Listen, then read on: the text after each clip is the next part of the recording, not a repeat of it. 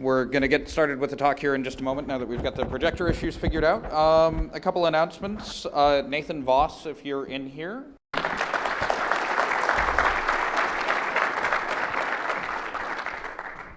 Thank you. Can everyone hear me? No? How about now?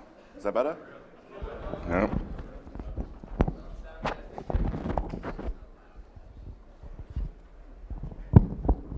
How about now? Excellent. Okay, so before I get started, how many people here saw the presentation that Carsten and I gave at CCC in Berlin? Oh, that's good, not too many people, because this is a completely different presentation. So, all right. So, what are we going to be talking about? Essentially, the talk that we gave at CCC was primarily focused on the A51 rainbow tables. This talk is going to be a much more comprehensive overview of GSM security. I'm going to explain some of the overview of some of the architecture of GSM, some of the crypto that lives in it, and as I'm explaining it, I'm going to explain some of the flaws in GSM as we go through. So, I'm also going to be releasing a live CD called Open Boot TS. This is essentially a GSM base station in a box. It has lots of neat capabilities. And I've actually got a virtual machine that's running the Open Boot TS code now. So if you want to connect to my GSM base station here, feel free. You'll need a quad band phone, because I'm running in the ISM band here. I've also got no antennas connected, so people at the back of the room probably won't even be able to see the BTS. But feel free to do a scan for it, connect to it. You'll need to, when you connect to it, it'll send you a little text message saying, please reply with your phone number. If you reply with your 10-digit phone number, it'll authorize you onto Asterisk. And I've got voice over IP backhaul, so you can try making calls, and just generally feel free to play with it. It's right there. You have my word that there's nothing malicious going on with it. It's just a demonstration of functionality. Where's the source code? SourceForge. You got me. I turned off my phone. Yeah, I mean, seriously, how often do people ask you to make calls during their presentation? Okay, so starting from the top, let's talk about some of the basic identifiers in GSM. The first and most obvious that most people know about is the IMEI, the International Mobile Equipment Identifier. This is a number that identifies a handset.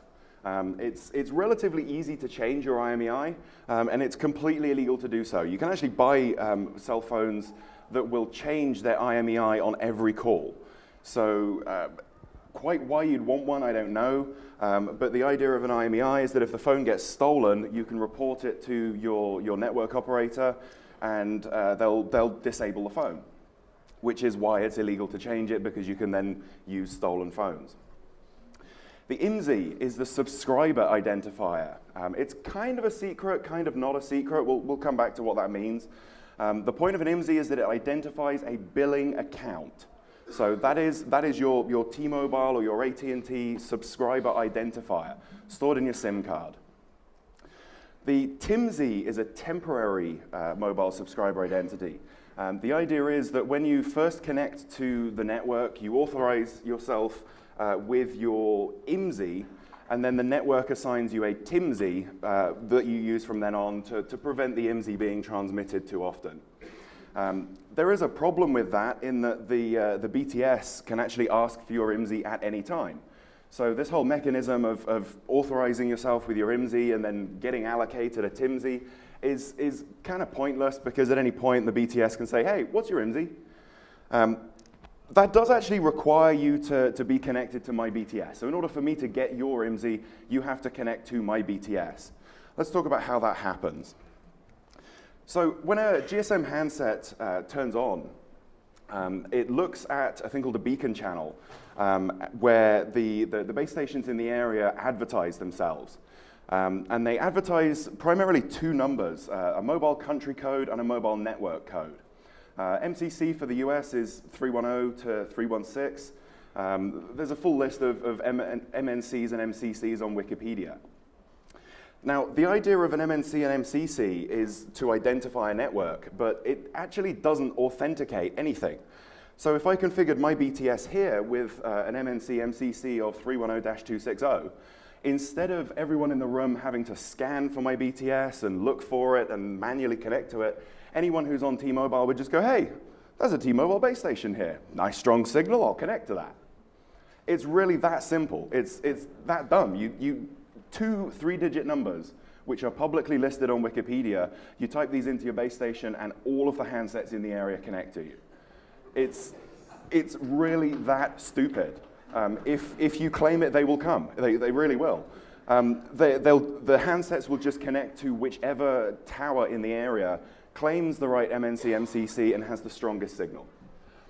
So this particular attack is a very well-known attack. It's called an IMSI catcher, largely because the first thing that happens when you connect to my BTS is my BTS will request your IMSI, which I shouldn't ever see, so it's an IMSI catcher.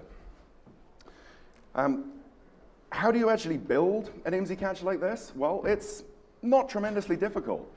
You start out with a USRP. That gives you your radio hardware. Software called OpenBTS provides the GSM stack, and then asterisk to connect all of the GSM interface calls to voice over IP backhaul. The standard clock on the USRP runs at 64 megahertz, and it's actually got too much clock drift in it to be useful in GSM. It's accurate to about 20 parts per million, and the GSM spec requires the clock to be accurate to less than half a part per million. So that's 500 hertz of accuracy at 900 megahertz. That's how stable GSM clocks have to be. So you have to modify your USRP with a high stability clock, or handsets won't be able to camp to it. It's a relatively easy soldering job. All the parts are publicly available. The software side is not tremendously difficult. It's standard GNU build chains, configure, make, install. The only real difficulty with it is library versions. OpenBTS has various components that have to be compiled separately, and they can be very picky about libraries. So once you've got your software all installed, you pick your MNC and your MCC, you find an open channel. Sorry, ARFCON in GSM. For some reason, ETSI, the organization that writes the specifications for GSM, they don't like using the same terminology as the rest of the world. So in GSM, you don't have channels. You have ARFCNs. Don't ask me why. It's just the way that they do it. So you pick a free channel, you set your MNC and MCC, and you wait. That's all there is to it, running an IMSI catcher. If you want to actually capture calls, then you'd probably want to run Wireshark on your IP backhaul, because it has a built-in SIP analyzer, so you can just say, hey, show me all the voice over IP calls. It's pretty slick.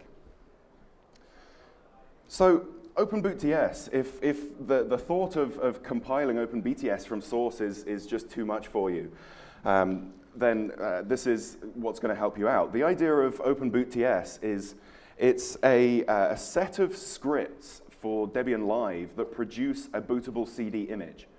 So the idea is it's you download the tarball and you run the first stage, and it will download GNU Radio and OpenBTS and various libraries, and it will set up an environment on your hard drive for producing an ISO image. Once you've done that preparatory stage, you can actually make modifications to that image before you burn it. You get a full file system. You even get chrooted into it as part of the build process. And you can customize it any way that you like. So the image that I'm using here, I've preloaded it with my asterisk configuration, with my OpenBTS configuration, with my SMS manager configuration. I'm using VMware to run it at the moment, but you can use virtual consoles. I have an init tab that runs all the various components of the system on virtual consoles. It's pretty sophisticated. You can customize it to any level that you wish, any amount of configuration that you want to put in there. You can even generate different image types with it, so you don't necessarily need to commit it to an ISO for a bootable CD. You can just as easily burn it to a USB image that once you DD it onto a USB key, you've got a bootable USB key.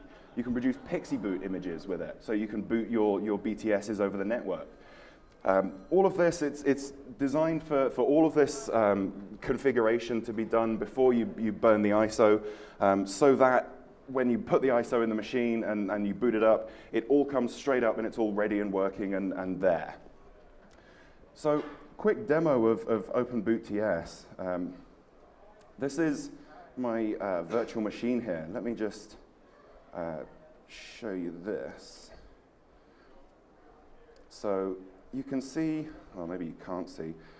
One thing that's notably missing from my VM configuration here is a hard drive. So this virtual machine is booted from the CD. And then, okay. Okay, so my screen is too low resolution here, but I've got, this is Asterisk. So you'll see if people are making calls, authenticating to the network, you'll see all the Asterisk traffic scrolling past here. And then I've got the SMS queue manager, so all of the messages that are coming back and forth as people are registering, they're all going through here. And then the fun one is OpenBTS itself. And there's a whole bunch of people connected to the BTS at the moment. So these are the IMSIs of everyone that's connected to my cell right now. Quite a few of them, so thank you for playing along. Just to show you as well the Wireshark, if you go to statistics for voice over IP calls, oh, there's one call. You can pull up the player, decode it, and there's actually no audio on this. It would show you the waveform if there was actually any audio. I suspect that was just someone's phone ringing. But you can see if there had been calls made, you'd get the two audio streams for each side of the conversation. And it's just standard SIP. It's standard voice over IP. So you can put any SIP proxies that you want in there. You can modify it. And obviously, it's my Asterisk server. So if I wanted to route all of your calls to 911, then I can just tweak my Asterisk config like that relatively easily. So it does work. No one's making calls, and I can't say I blame you for that.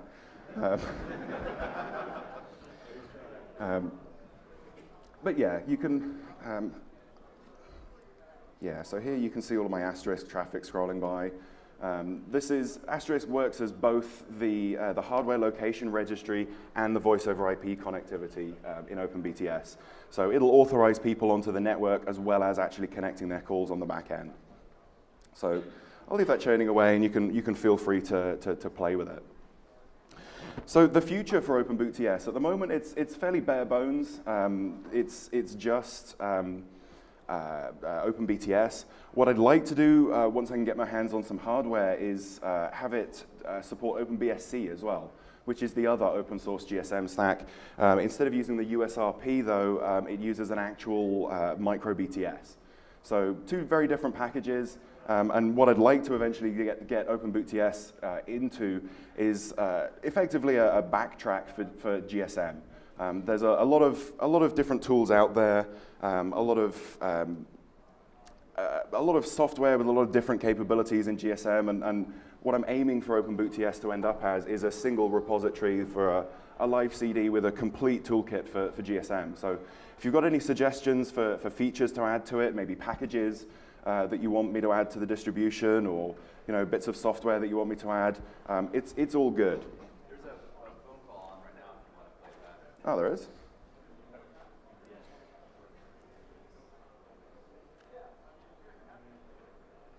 Ah, there we go. Oh, wrong button.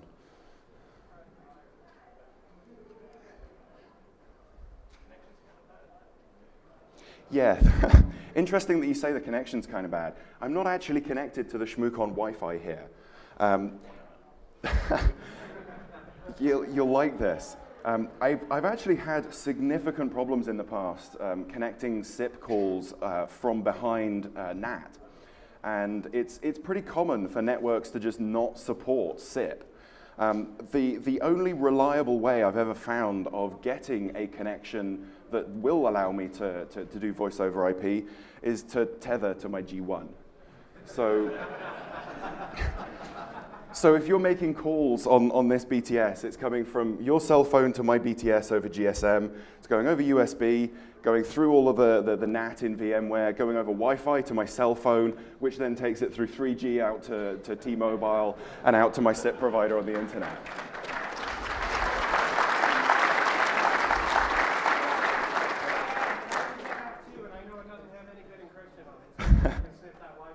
Yes, absolutely. So yeah, in the style of Dan Kaminsky, I guess you could say I'm tunneling GSM over GSM. So you can see there's calls popping up. I'm going to try and decode one of these. I'm not used to working at such low resolution. No, it's not going to play the game. We'll come back to that. So yeah, that's OpenBootTS. It's essentially a GSM base station in a box. You just give it hardware, give it configuration, and you can take it from there. So assuming that you've booted up your base station and you don't want to run an IMSI catcher, because obviously IMSI catchers are illegal. We don't want to be doing anything illegal. So you want to run a test network. Well, the first thing that you want to do is set your MNC and your MCC to 001, 001. These are GSM test values, so it's a test country with a test network, and phones should not connect to it by default. The other thing that you'll want to do is reduce your output power. You'll see I've got no antennas on here, so if phones find base stations by camping to the strongest signal, if you make your signal deliberately weak, phones shouldn't camp to you. It's fairly logical. The third thing that I'm doing here as well is using a GSM 900 frequency. So this is a European GSM frequency that over here overlaps the ISM band. So I'm not using a GSM band here, which is why a standard single band or dual band US cell phone will not be able to see the BTS. You need a quad band phone because I'm operating in GSM 900, which is the ISM band over here. So the problem with this is that despite all of these protections, we've seen iPhones that still kind of beat their heads against us, begging us to hack them. We took all of these precautions. We figured out all of these steps and a few more as well to try and deter this iPhone from connecting to us during testing. And we could not shake it. We dropped our output power. We removed our antennas. We changed our MNC and MCC. Everything that we could possibly do to prevent people from connecting to us accidentally. And this iPhone would not leave us alone.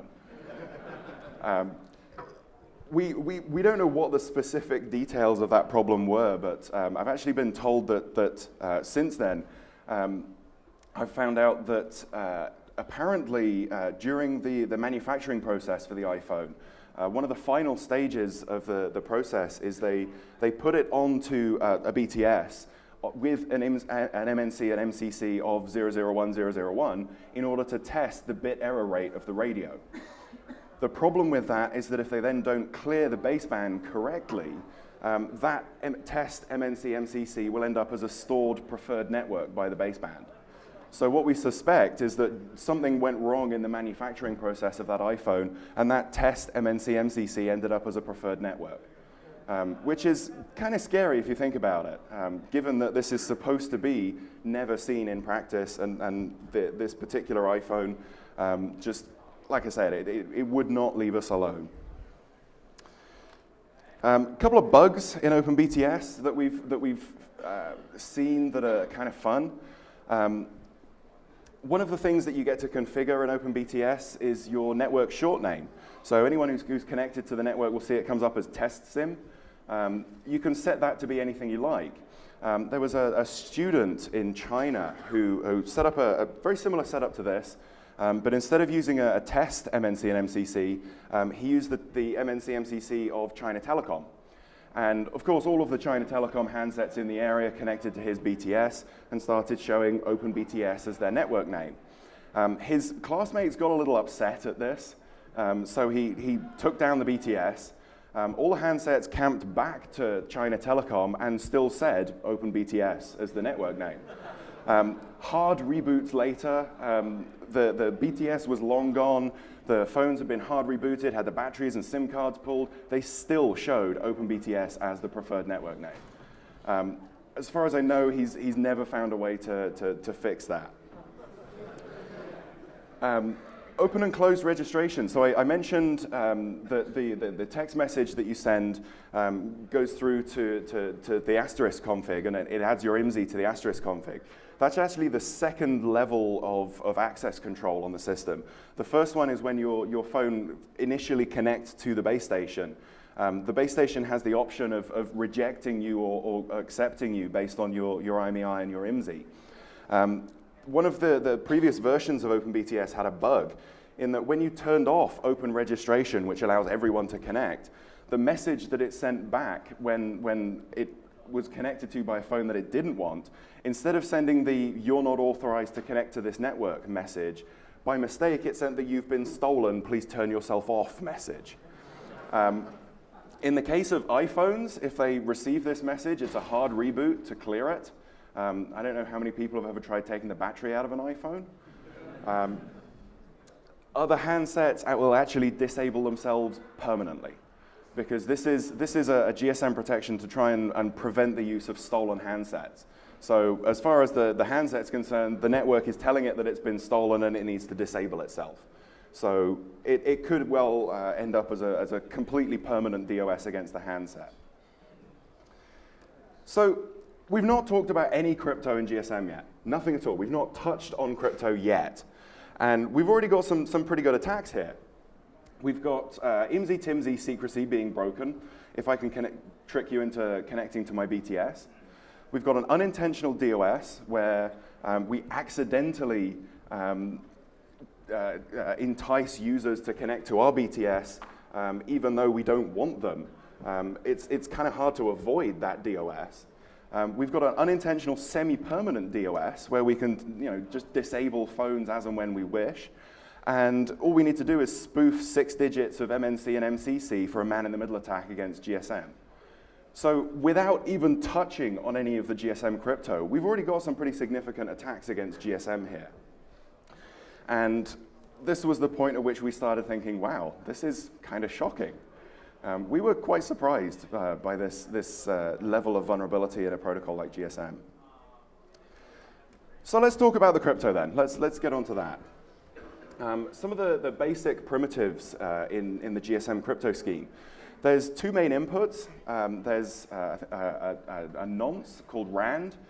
This is sent from the base station to the handset during the initial authentication. It's a challenge response mechanism, and this random value is the only challenge. There is no client-side challenge at all. KI is the secret key. If you think of your IMSI as effectively your username, then KI is your password. It's a 128-bit secret stored in your SIM. It shouldn't ever leave the SIM. Outputs from the crypto scheme, case C is your session key. This is the key that's actually used to cipher your traffic in both directions. It's a mutually agreed secret based on KI that is used to key the A5 cipher. And then SRES is a session response. So the idea is it's a little chunk of data that's sent from the handset back to the base station as proof that you know the secret. In terms of algorithms, there's 3 primary algorithms, A3, A5, and A8. You shouldn't think of these as algorithms. This is more like algorithm algebra. A3, A5, A8 don't refer to specific functions. They refer to a class of functions with specific characteristics. So A3 and A8, for example, are hash functions. They're normally implemented as one single hash function. So you'll see people talking about A3, A8 as one function. A5 is the cipher that's used, and again, there's multiple variations of that. How are these things actually put together? Well, let's talk about the process of actually camping to a base station.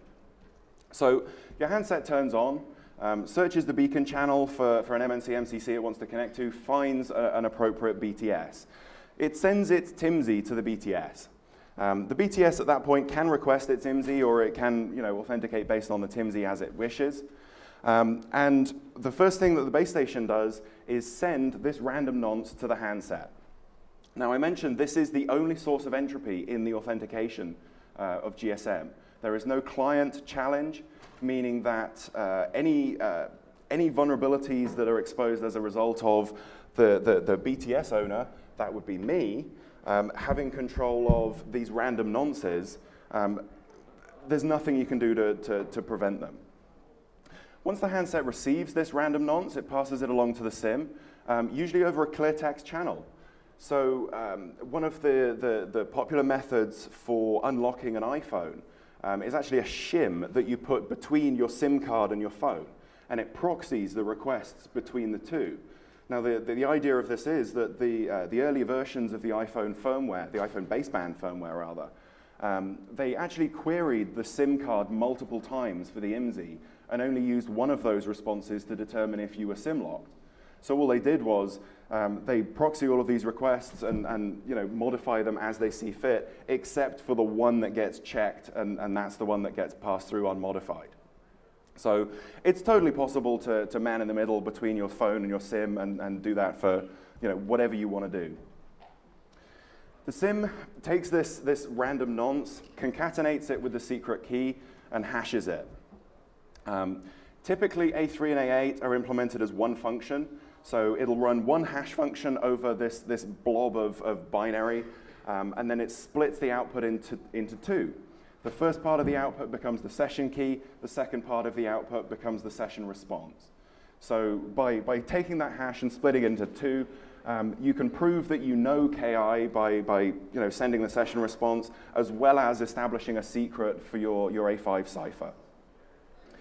So that's the basic authentication scheme. BTS sends a random nonce to the mobile station, which passes it along to the SIM. The SIM concatenates that nonce with its secret key, hashes the result, passes the result back to the handset, which then splits it into the session response and the ciphering key.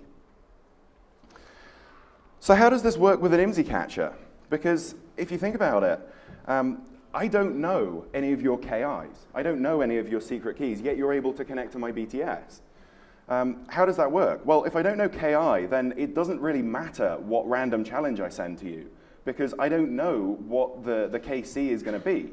I don't know what that key is going to be, so regardless of what random nonce I send you, I can't decrypt the result. Fortunately, there's the A5 ciphers that I mentioned. There's 4 variants of it that you can request from the BTS, of which A50 is a null cipher, effectively plain text. So all that happens is when you connect to my BTS says, hey, I don't know who you are, I don't know who your secret key is, let's just talk in plain text.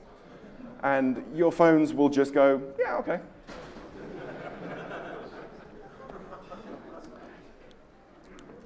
They really will just go, okay.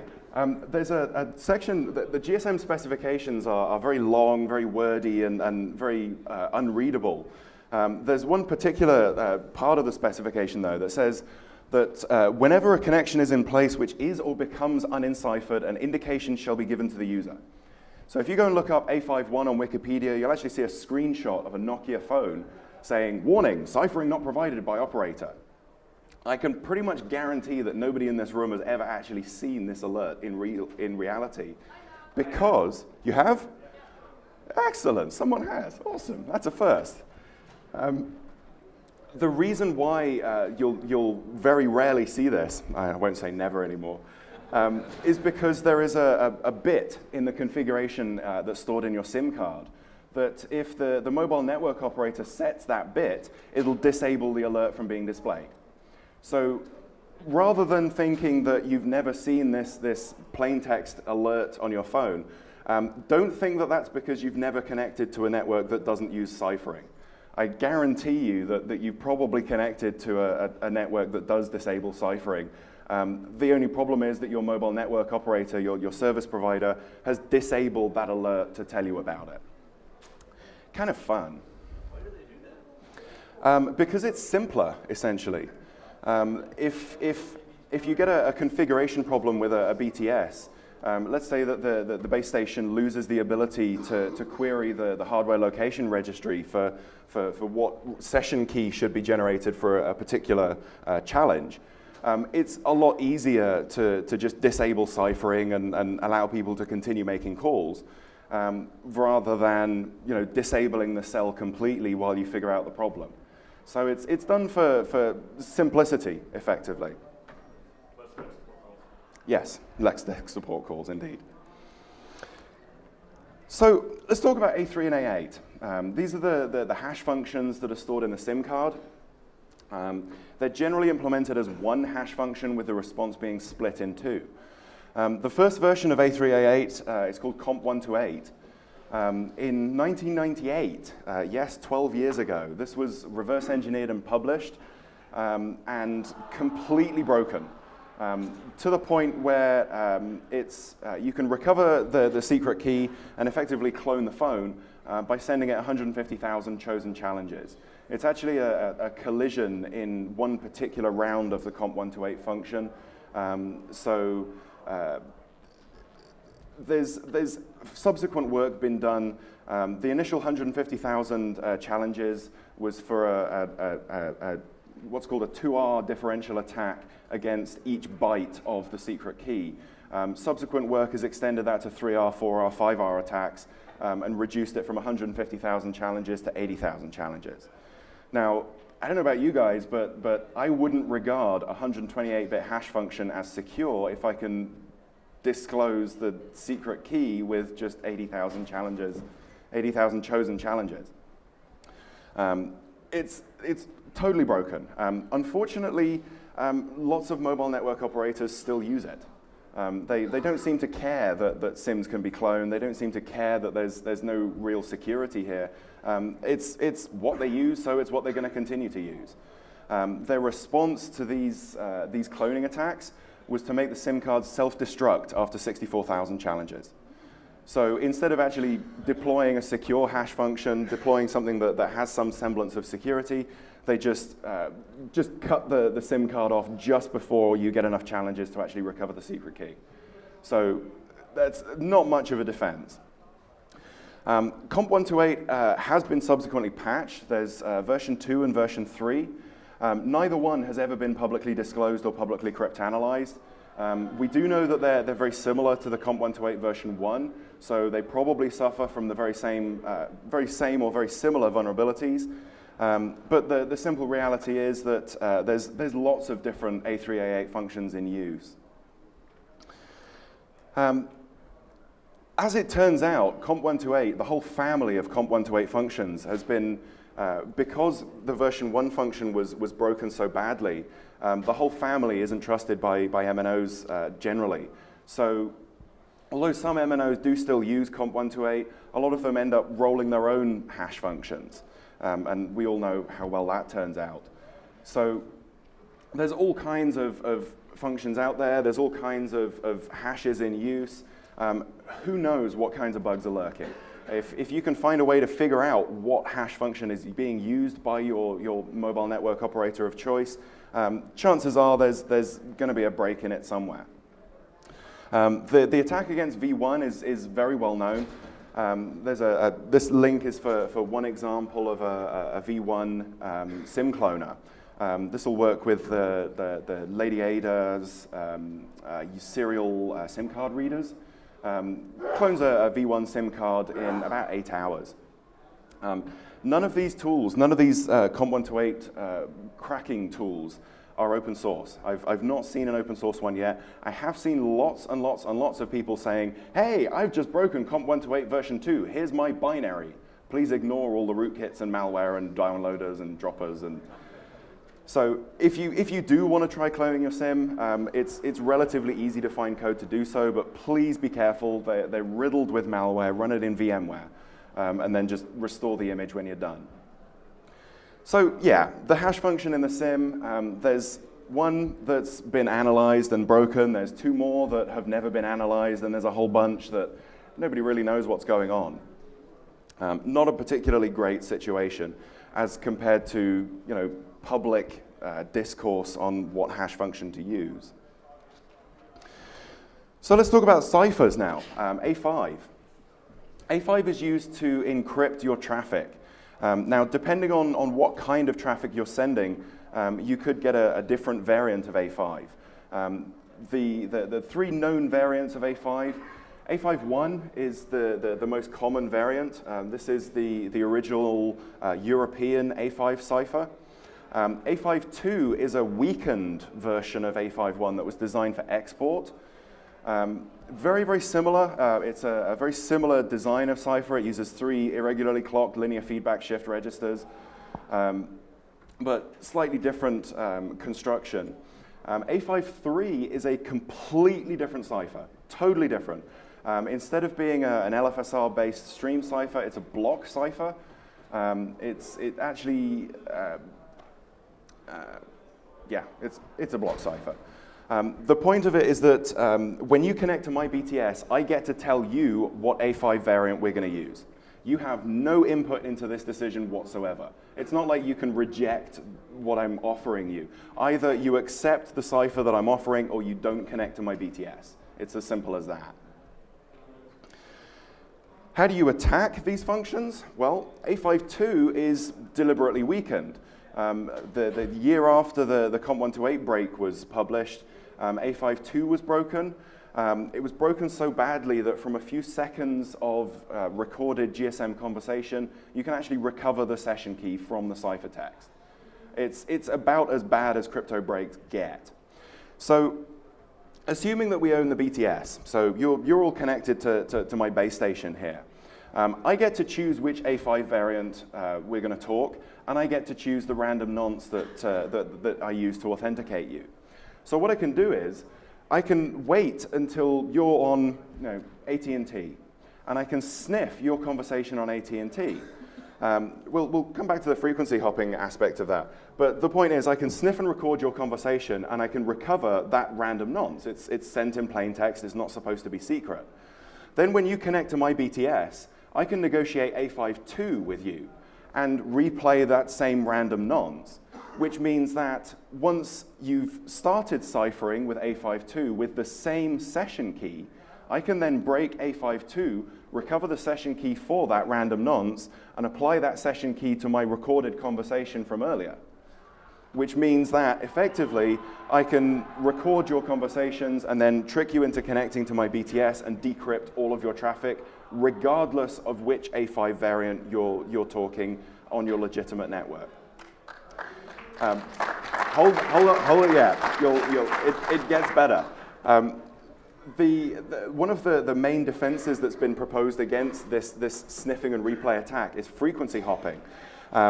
There's a couple of problems with the frequency hopping implementation, not least of which is that the BTSs get to choose whether they tell you the frequency hopping sequence in plain text or in ciphertext.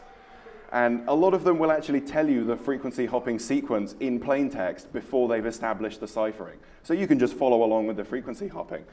Alternatively, and this is the really fun one, the USRP2 actually has oodles of bandwidth in it, so much so that it's feasible to record the entire GSM band for a given network operator.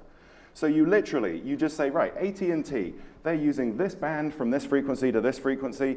You record the whole thing, dump the whole band over gigabit Ethernet, stream it to hard drive, and record it later. So once you've broken the A5 key and you've recovered that random nonce, once you've recovered the random nonce and you've broken that A5 key, you can then figure out the frequency hopping sequence from your recordings if you want to. So the frequency hopping is not a defense at all. The sequence is sometimes sent in plain text, and even if it's not, you can just grab the whole band and just dump the whole band to disk. It's really good fun. There is not even a pretense of forward secrecy in GSM. If I can record any of your calls at any time later that I get hold of your secret key, or even just the session key that was used to encrypt that conversation, I can decrypt your traffic. It's not like SSL where you can negotiate an ephemeral key in the middle of the protocol that means that later on if I recover the secret key, I can't decrypt your SSL traffic.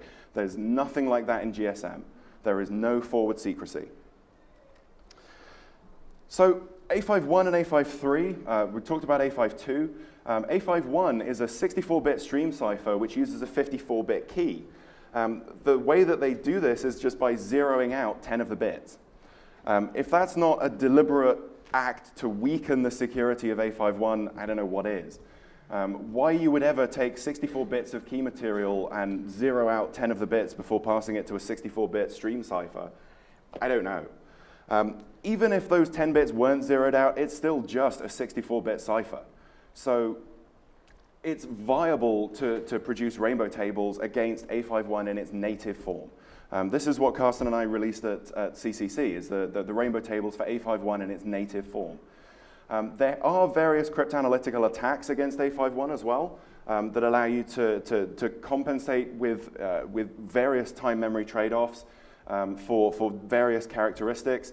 Given that it's a 54-bit cipher, you don't really need to worry about it. And you can, the rainbow tables that we released at CCC are for just straight A51. We're not doing any cryptanalysis of it. There's nothing special about it. It's just straight A51.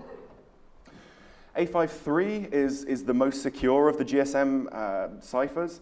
There have been attacks disclosed against A53. They're not viable against 3G systems because they require too much known plain text. The attacks against A53 so far are related key attacks. They just don't work with the 3G crypto scheme. The interesting thing about it, though, is that A53 was based on another cipher called Misty. A53 is called Kasumi. And the attacks against Kasumi don't work against Misty. So once again, they took a function and they weakened it for use in GSM. Whether it was done deliberately or not, I don't know, but the end result is that there is a cryptanalytical result against Kasumi that does not apply to Misty. So it's a weakening of that ciphering function. So we've got a few attacks on the crypto side as well. We've got no client challenge, so we've only got one random nonce in there, so we're vulnerable to replay attacks. We've got a 54-bit session key, which is just too small in the modern day and age. SIM cards are vulnerable to man-in-the-middle attacks. We can negotiate null crypto. In fact, we're actively encouraged to negotiate null crypto by the fact that your network operator will disable the warning alerting you that you're on null crypto. Hash functions, Comp128 version 1 has been badly broken and is still being used. There's all kinds of secret hash functions in use. There's all kinds of secret ciphering functions in use. All of this that I've talked about so far is against basic GSM. There's all kinds of extra ciphers used in GPRS and Edge and 3G that have, again, never been disclosed, never been cryptanalyzed. There's a lot of secrecy still remaining in GSM. Out of the functions that have been disclosed, A51 is pretty broken. A52 is horrifically broken. A53 is academically broken. So what are you left with? You've got the opportunity to replay these random nonces and crack the A52 key to break forward secrecy. There's a lot of cryptographic attacks against GSM. Seriously? Is it this bad? Yes, it really is. There is no security in GSM at all. It's not secure. What have we not talked about here? Well, if you think about it, I've just got a base station here, and I've got my own network and my own kind of asterisk and voice over IP backhaul and all the rest of it. When you consider a legitimate cell network, there's, again, all kinds of infrastructure behind that cell tower. You've got the base station controller, you've got the master system controller, you've got the hardware location registry, all of these different components and many more. They're all interconnected using a protocol known as SS7, Signaling System 7. SS7 is actually just as broken as GSM. It really is. It has some fabulously stupid flaws in it. So if you combine the two, and you combine kind of GSM hackery on the front end with SS7 hackery on the back end, you can have a lot of fun. I'm not going to talk about it in too much detail. I'm just going to pimp Nick and Don's talk. This is their research on SS7 and GSM. Highly recommend it. They're doing some great stuff. If you're going to Boston Source, I recommend going to the talk. That's all from me. Questions? Yes.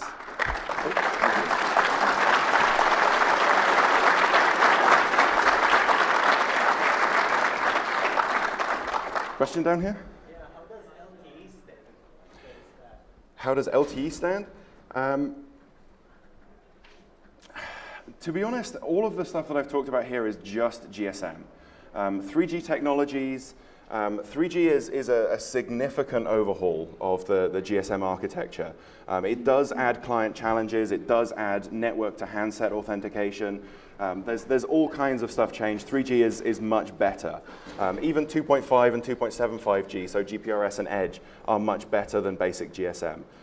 Basic GSM is horrific, and the later protocols have tried to improve it somewhat with varying degrees of success. Yes? What other card are you using in USR? I'm using a pair of RFX 900s with a 52 megahertz external clock. Yes?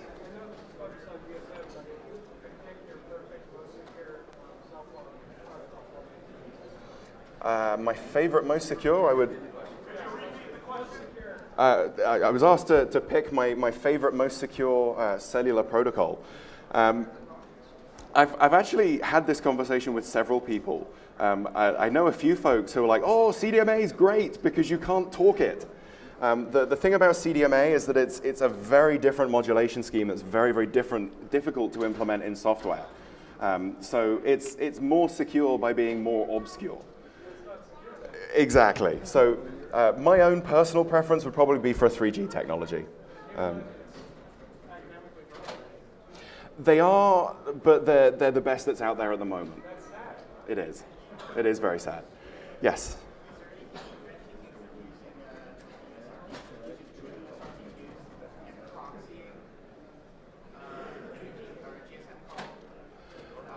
So the question was, is there anything to stop me from using two USRPs and proxying an entire call? The only thing that stops us from doing that at the moment is that there does not currently exist an open source software radio implementation of a mobile station. So yes, in theory, you can do that, but it would take a little bit of work to take the modulation schemes out of OpenBTS and effectively implement an entire new protocol stack for the mobile station. Okay, any more questions? Yes, one over here. Is there a way to modify the hardware on a phone to, if it's originally a GSM into a CDMA or vice versa? No. GSM and CDMA use wildly different modulation schemes. They're completely incompatible.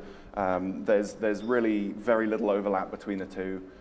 You would really need a phone with two baseband chips. Some BlackBerries have both GSM and CDMA functionality. I've not come across a software implementation that can switch between them. Yes, question. Is it a function of your implementation that requires you to send a text message to register your phone number? Yes, it is. So, okay, so the question was, is it a function of my implementation that requires me to send that text message and engage in that dialogue to register? Yes, it is. This is actually the software stack that was used at Burning Man. So it's designed to be accessible and be relatively friendly to people. It's entirely possible to modify my setup, just to modify the SMS queue manager, such that the moment someone connects to the BTS, they automatically get added to asterisk and assigned a cellular number. So you don't necessarily need that SMS conversation. Question in the back. Does the replay work against the A53? Yes, the replay does work against A53. If you can replay RAND and then crack the A52 session key, that session key will be the same regardless of which A5 variant was negotiated.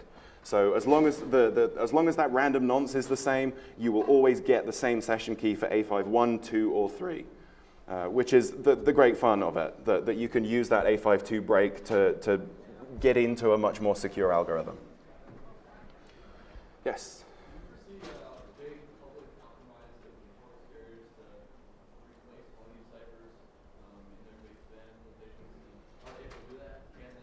So the question was, do I foresee some big public event that's going to force MNOs to wake up? Yes and no. there's a lot of, there's increasing interest in GSM security. There's a lot of people starting to get into it. It's becoming a lot more accessible with stuff like USRP. So there's a lot more people hacking on it. There's a lot more people looking at it. And I think just in general, the pressure from the InfoSec community and the bad PR that's been surrounding GSM recently will eventually force the MNOs to respond. In terms of whether or not they can, that's an entirely different issue. As far as I'm aware, there is only one network operator that's deployed A53 on GSM so far. A53 is normally a 3G algorithm, purely because nobody wants to be the first person to do it.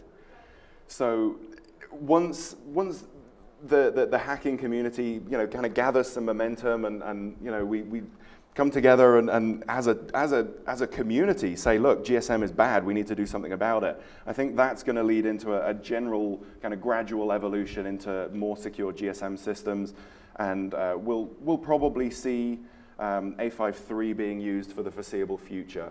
I don't expect them to come out with new ciphering functions, given that A53 has only been academically broken so far. I would expect lots of new A3A8 hash functions. I have every confidence that if someone were to reverse engineer maybe AT&T's A3A8 function, it would be broken and that would force AT&T to upgrade. So yes, there's some circumstances in which an upgrade could be forced, but in general I see it as kind of a gradual evolution as awareness builds. Okay, I think I'm actually out of time, so I'm going to call it a day there. Thank you all for listening.